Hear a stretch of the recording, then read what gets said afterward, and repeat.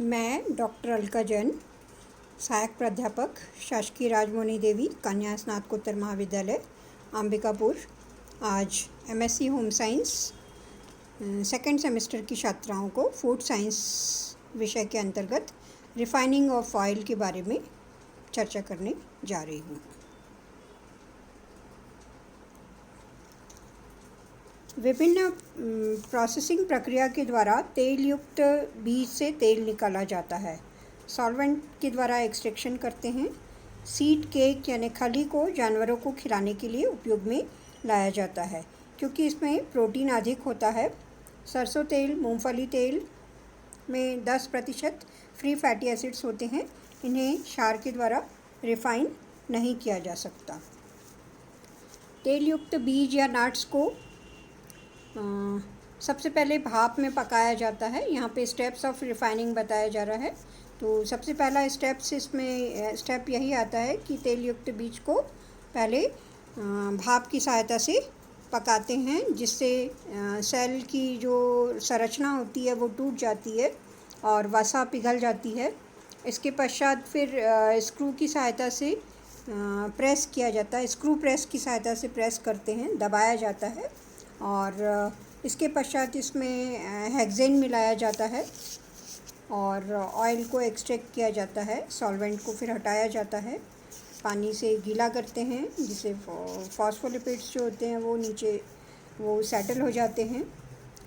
फिर डीगमिंग की जाती है, गम हटाया जाता है, क्षार मिलाते हैं और फ्री फैटी एसिड्स जो होते हैं क्षार के साथ मिलकर के साबुन का निर्माण करते हैं, जिसे फिर अपकेंद्रीय फिल्ट्रेशन की सहायता से अलग कर लिया जाता है। इस तरह से रिफाइनिंग की प्रक्रिया होती है। और फिर रिफाइंड ऑयल जो होता है इसको फिर गर्म किया जाता है और फिर भाप के द्वारा गर्म करके इसको चारकोल के ऊपर से डाला जाता है।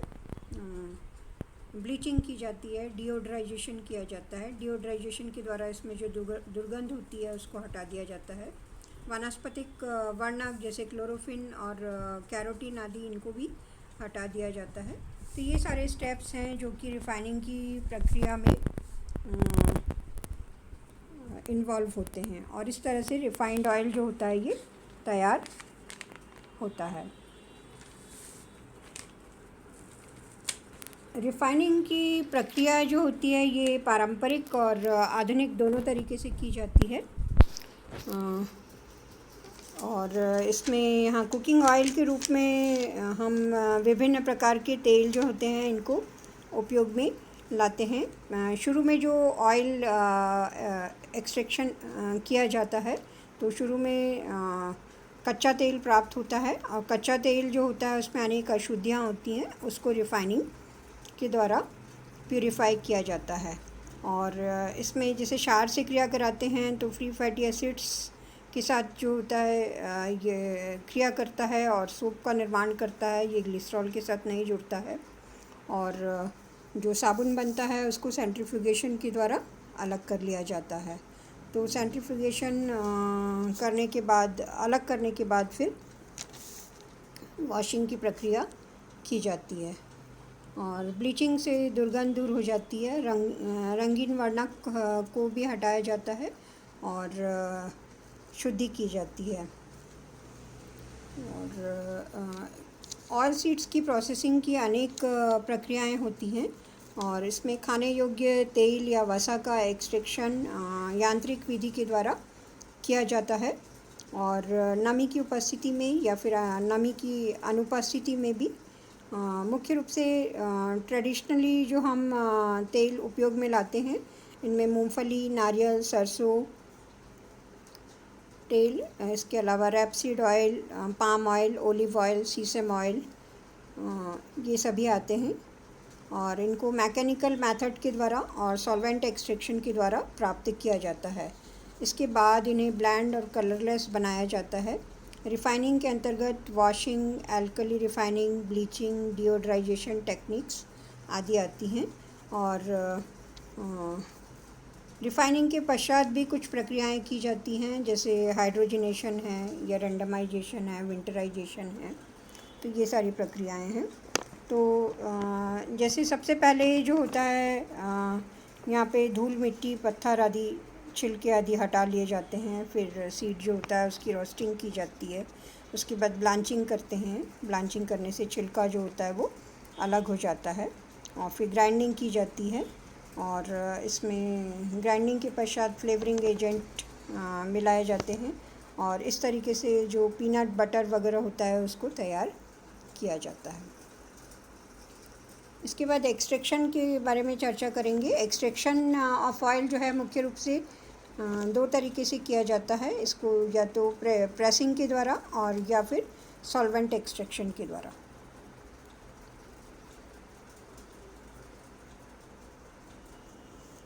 मेथड्स ऑफ रिफाइनिंग, ये दो विधियां हैं जैसे मैंने बताया आपको कि एक ट्रेडिशनल विधि होती है और दूसरा जो होता है मॉडर्न विधि होती है। तो ट्रेडिशनल विधि के स्टेप्स के बारे में यहाँ पे हम चर्चा करेंगे।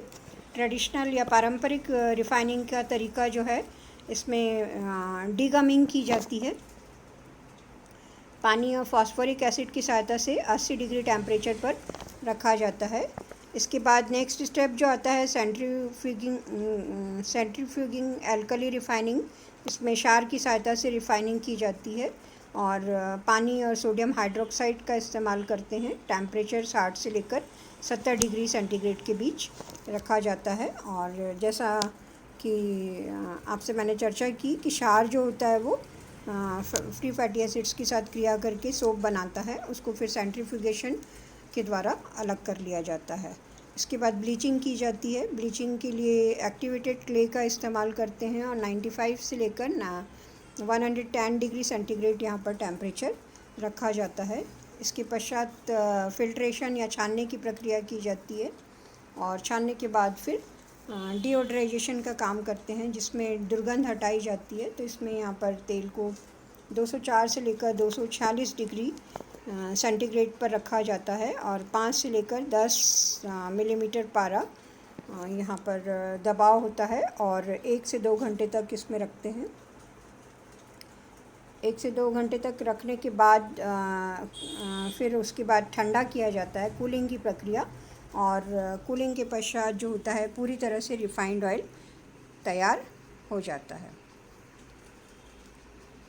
रिफाइनिंग के बाद भी कुछ ट्रीटमेंट जो है ये दिए जाते हैं जैसे हाइड्रोजनेशन में जो वानस्पतिक तेल होते हैं इनको वानस्पतिक घी में परिवर्तित किया जाता है। तो वानस्पतिक तेलों को अधिक ताप और दाब पर रखते हैं और यहाँ पर हाइड्रोजन गैस प्रवाहित की जाती है और यहाँ टेम्परेचर 100 से 200 डिग्री सेंटीग्रेड के लगभग होता है और 60 पाउंड प्रेशर प्रति इंच मेंटेन किया जाता है। कॉपर या निकल उत्प्रेरक का प्रयोग करते हैं जो कि क्रिया की गति को तेज करता है और वनस्पति तेल जो होता है ये वनस्पति घी में परिवर्तित हो जाता है।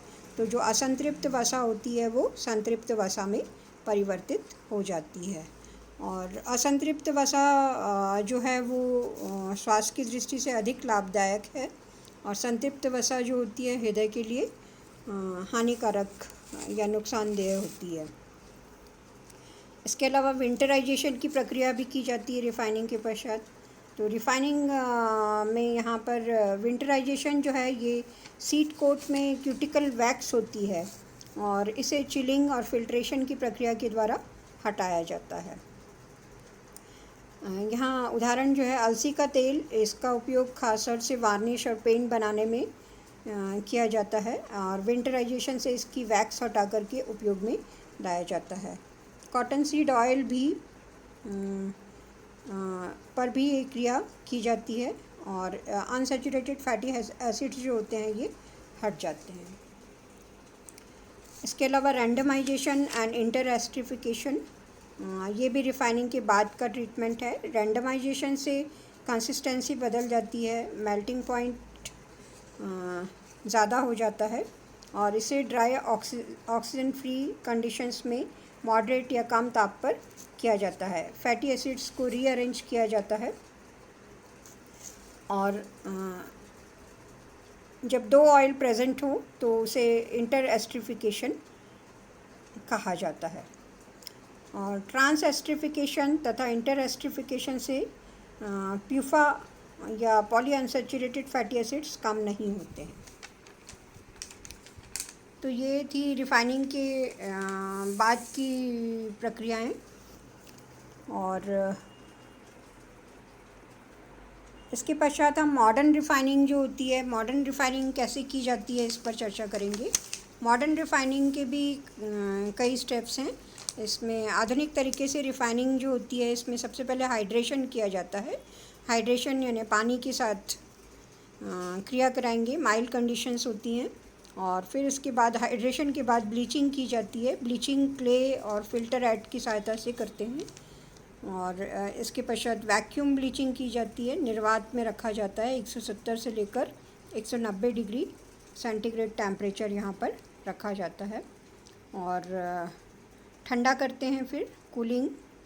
और कूलिंग के बाद फिर फिल्ट्रेशन या छानने की प्रक्रिया की जाती है। और इसके पश्चात फिर डिओड्राइजेशन। और जो पारंपरिक तरीका होता है उससे ज़्यादा सीवियर कंडीशंस में मॉडर्न रिफाइनिंग टेक्नोलॉजी की सहायता से डिओड्राइजेशन किया जाता है। और इसके बाद दुर्गंध हटाने के बाद फिर कूलिंग की जाती है। और ठंडा करने के पश्चात पूरी तरह से रिफाइंड ऑयल जो होता है ये तैयार हो जाता है।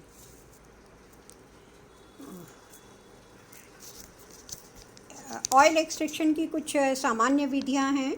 इसमें जैसे रेंडरिंग, प्रेसिंग और मैकेनिकल प्रेस और सॉल्वेंट एक्सट्रैक्शन।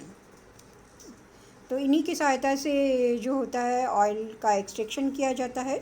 और ऑयल एक्सट्रैक्शन के पश्चात फिर रिफाइनिंग की प्रक्रिया की जाती है। तो यहाँ ग्राइंडिंग, रोलिंग, प्रेसिंग ये सभी मैकेनिकली किया जाता है। और इसके पश्चात ऑयल जो होता है लगभग पूरी तरह से निकल जाता है। बहुत कम मात्रा में ये जो खली बचती है उसमें थोड़ा बहुत शेष रह जाता है, तो उसे भी अलग कर लिया जाता है।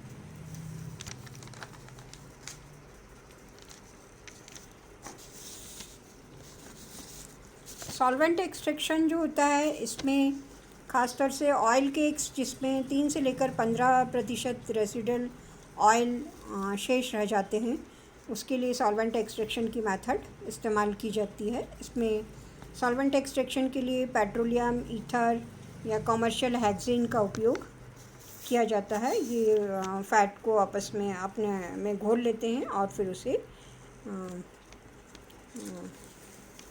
अलग कर लिया जाता है। हेक्सेन जो होता है, हेक्सेन, इथेनॉल, ये सब सस्ते सॉल्वेंट्स हैं, तो इनका उपयोग ज़्यादातर किया जाता है। रिफाइंड ऑयल्स जो होते हैं ये उदासीन होते हैं।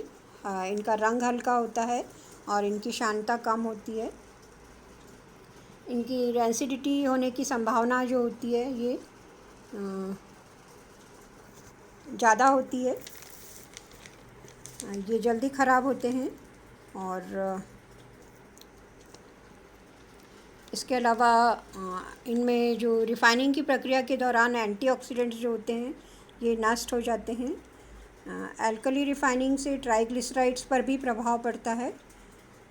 फ्री फैटी एसिड्स को रिमूव करने के अलावा एल्कली रिफ़ाइनिंग से बीटा कैरोटीन जैसे महत्वपूर्ण बहुमूल्य पदार्थ भी हट जाते हैं। जैसे रेड पाम ऑयल जो है बीटा कैरोटीन का अच्छा साधन है, पर इसे रिफ़ाइनिंग की आवश्यकता नहीं होती है। एल्कली एजेंट के स्थान पर यदि सल्फ्यूरिक अम्ल का प्रयोग रिफ़ाइनिंग टेक्निक में किया जाता है और इससे फ्री फैटी एसिड्स को हटाए बिना बहुत सी अशुद्धियाँ जो होती हैं ये हट जाती हैं। इसी स्टीम रिफ़ाइनिंग या भाप के द्वारा रिफ़ाइनिंग में ऑयल को हाई टेम्परेचर पर और निर्वात में रखकर स्टीम पास की जाती है। और इससे भी विभिन्न अधिकांश फ्री फैटी एसिड्स जो होते हैं हट जाते हैं। और रिफ़ाइनिंग एजेंट यहाँ पर अमोनिया, मैग्नीशियम, कैल्शियम ऑक्साइड या आयन एक्सचेंज या रेजिन्स और कुछ ऑर्गेनिक बेसेस जो हैं इनका उपयोग किया जाता है। वाटर रिफाइनिंग को डीगमिंग कहा जाता है और इसे थोड़ी मात्रा में पानी के साथ क्रिया करा के सेंट्रीफ्यूगल सेपरेशन किया जाता है और इससे ऐसे ऑयल्स जिनमें फॉस्फोलिपिड्स ज़्यादा होते हैं उन पर इसका उपयोग किया जाता है। ब्लीचिंग एजेंट्स जो होते हैं ये रंग को हल्का कर देते हैं और हीट ब्लीचिंग में तापमान जो है 175 डिग्री सेंटीग्रेड के लगभग रखा जाता है। इससे कुछ पिगमेंट्स जैसे कैरोटीनॉइड कलरलेस पदार्थों में परिवर्तित हो जाता है। और एक्टिवेटेड क्ले से भी क्रिया कराई जाती है। जो गर्म तेल होता है उसको एक्टिवेटेड क्ले की सहायता से क्रिया कराई जाती है। डीओडराइजेशन या दुर्गंध हटाने से यहाँ पर टोकोफेरॉल की मात्रा इस प्रक्रिया के दौरान 1/3 कम हो जाती है, परंतु इससे ये फ़ायदा होता है कि सभी पेस्टिसाइड्स और ऑर्गेनो क्लोरीन रेसिड्यूज़ माइकोटॉक्सिन्स आदि हट जाते हैं और ओडरलेस और टेस्टलेस फैट की डिमांड आजकल ज़्यादा है। और डीओडराइजेशन के लिए भी आधुनिक तकनीक में भाप का उपयोग किया जाता है। तो ये सारी प्रक्रियाएं हैं जो ऑयल रिफाइनिंग के लिए हम इस्तेमाल करते हैं और इसमें ख़ास तौर से मैकेनिकल मेथड जिससे प्रेसिंग की जाती है, ऑयल निकाला जाता है, सॉल्वेंट एक्सट्रैक्शन है, डीगमिंग है और डीगमिंग के अलावा ब्लीचिंग है, रिफाइनिंग है, अल्कली रिफाइनिंग है, स्टीम द्वारा रिफाइनिंग है। तो ये प्रमुख स्टेप्स हैं जिनको आपको मुख्य रूप से ध्यान में रखना होगा और इस तरीके से रिफाइनिंग की प्रक्रिया की जाती है। धन्यवाद।